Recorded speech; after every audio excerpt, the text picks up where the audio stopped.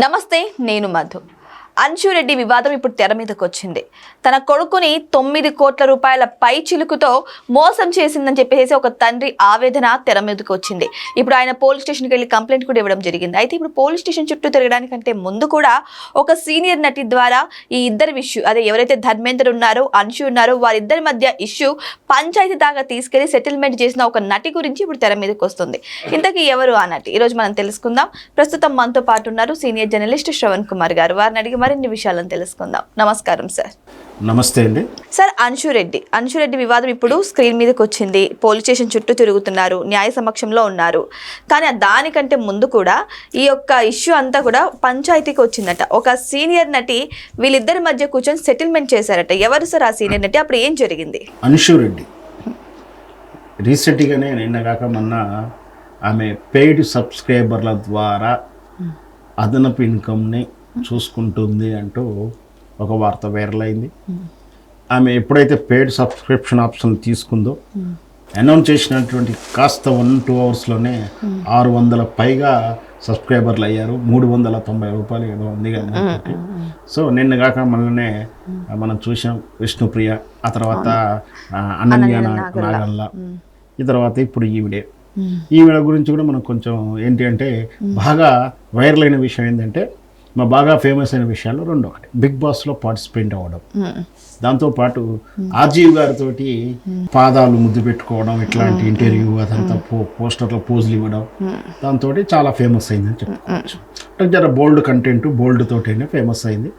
ఈమె విదేశాల్లో పెరిగి వచ్చింది కాబట్టి ఆమెకు కొంచెం సహజం అనిపించిన మన భారతీయకు లేదా తెలుగు వాళ్ళకు కొంచెం అసహనంగా అనిపిస్తుంది. సో ఏదైనా సరే ఆమె 1-2 సినిమాలు నటిస్తూ కాస్తనైతే నడుస్తుంది అనుకున్నాం. కానీ ఈలోపు తెర వెనక చాలా జరిగిందనే విషయాన్ని నిన్నటి నుంచి వార్తల్లో చూస్తూ ఉన్నాం. అంశు రెడ్డి అనే ఈవిడ నా కుమారుణ్ణి అమాయకునిగా చేసి మభ్యపెడుతూ సుమారు 9.5 కోట్ల రూపాయలు, అంటే 10 కోట్ల రూపాయల వరకు రకరకాల రూపాల్లో రకరకాల సందర్భంలో డ్రా చేసుకుంది, తీసుకుంది. దాని తాలూకు ట్రాన్సాక్షన్ వివరాలతో సహా, అంటే మనకు బ్యాంకు ట్రాన్సాక్షన్తో పాటు కంప్లైంట్ ఇచ్చారు. ఎవరు అంటే బాధితుడిగా మోసపోయాడు అని చెప్తున్నటువంటి ధర్మేంద్ర అనేటువంటి వ్యక్తి యొక్క తండ్రి Satyanarayana garu central CCS, central crime police station అంటారు, central crime police station CCS అంటారు.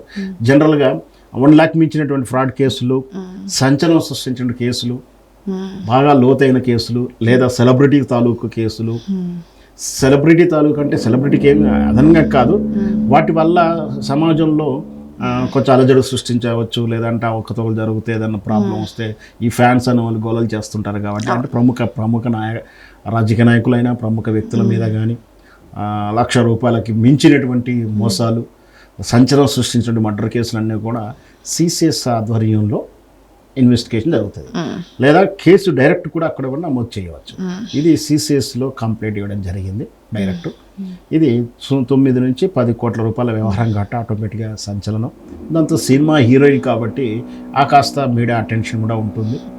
విషయం ఏంటంటే 2015 నుంచి ఈమె సినిమా ఇండస్ట్రీకి రావడం, సినిమా ఇండస్ట్రీ తర్వాత పరిచయాల్లో భాగంగా ఆమెకు ధర్మేంద్ర అనే వ్యక్తి పరిచయం అవడం, ఆ ధర్మేంద్రని పెళ్లి చేసుకుంటాము, స్నేహం వాళ్ళ మధ్య జరిగిన స్నేహం కాస్త పెళ్లి మాటల దాకా వెళ్ళడం, పెళ్లి చేసుకుంటాను నమ్మించింది అనేది ఎఫ్ఐఆర్ కథనం లేదా కంప్లైంట్ కథనం ప్రకారం తను పెళ్లి చేసుకుంటా అని చెప్పింది. ఈలోపు ధర్మేంద్రకు ఆల్రెడీ పెళ్లి అయింది, విడాకుల్లో ప్రాసెస్ ఉంది కాబట్టి టైం పడుతుంది అనుకున్నారు. కానీ మధ్యలో వీళ్ళ మధ్య అప్పటికే, అంటే ఇప్పుడే కాదు 2018 పీరియడ్లో, అంటే మిడిల్లోనే వీళ్ళ మధ్య అభిప్రాయ భేదాలు కూడా వచ్చేసాయి. అంటే పెళ్లి చేసుకోనన్నది, ఆల్రెడీ నీకు డబ్బులు ఇచ్చాను కాబట్టి వాటి గురించి నాకు రిటర్న్ రావాలి, లేదంటే కేసు పెడతామని చెప్పి అప్పుడే కూడా వివాదం జరిగింది.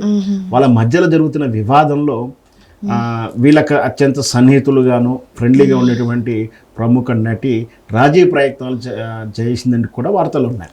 ఎవరు సార్ అన్నట్టు? ఆ రాజీ ప్రయత్నంలో మనకున్నటువంటి కంప్లైంట్ కాపీ ప్రకారం హేమ అనే నటి ఈ మధ్యకాలంలో మనం చూసాం కదా, బెంగళూరు కేసు నుంచి బయటికి రావడం, మళ్ళీ వెంటనే గత అంటే 2 వారాలు 3 వారాల ముందేనే మళ్ళీ హైదరాబాద్లో ఒక పబ్బు మీదనో రిసార్ట్స్ మీద రాడ్ చేస్తే మళ్ళీ అక్కడ డ్రగ్ కన్జంప్షన్ పక్కన హేమ కూడా ఉందని చెప్పి సరే ఏమో కన్జంప్షన్ చేసిందని కాదు కానీ ఇట్లా వార్తల్లో ఉన్నటువంటి హేమ గతంలో వీళ్ళ మధ్య అంటే ఈ ధర్మేంద్ర అశోక్ రెడ్డి మధ్యలో జరుగుతున్నటువంటి ఈ వివాదం ఈ చర్చల్లో ఆమె రాజీ ప్రయత్నాలు చేసిందని ఆ రాజీలో భాగంగా అంటే ఇప్పటివరకు అయితే 9.5 కోట్లు చెప్తున్నప్పుడు అప్పుడు 9.5 కోట్లు లేవు, ఎంత ఉంది అమౌంట్ అది సరిగా లేదు.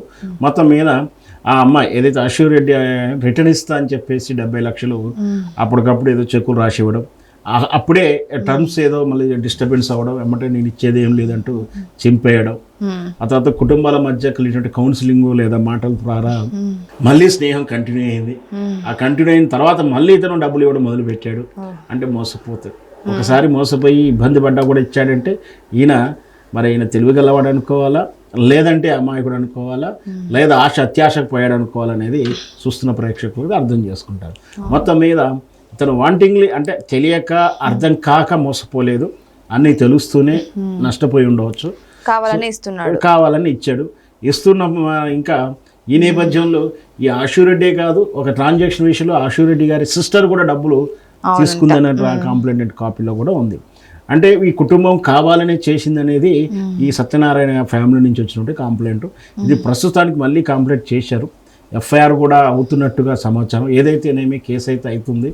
మొత్తం మీద ఇక్కడ జరుగుతుంది ఏమిటంటే వాళ్ళ మధ్య ఉన్నటువంటి స్నేహం, ఆ స్నేహానికి ఈ ఆవిడ డబ్బు రూపంలో ఉపయోగించుకోవడం, వాళ్ళ మధ్య ప్రేమ కాస్త విచ్ఛిన్నం అయిపోయి మళ్ళీ పెళ్ళి అనే మాటను పక్కకు పెట్టడం, ఇదంతా కూడా చీటింగ్ విషయంలో చూడొచ్చున్నాం. అంటే నమ్మించి మోసం చేశారు లేదా ఇచ్చిన మాటని అవాయిడ్ చేయడం కూడా మోసపూరితంగానే చట్టాలు చెప్పబడుతుంటాయి. సార్, మీరు చీటింగ్ విషయం అని తెర మీదకి తెస్తున్నారు కదా, ఇప్పుడు ఈ విషయం చూస్తే ఎవరైతే ధర్మేంద్ర ఉన్నారో ఆయన తెలిసే ఇచ్చారు, తెలిసే ఆ అమ్మాయి కోసం డబ్బులు ఇవ్వడం జరిగింది, వాళ్ళని పోషించడము జరిగింది.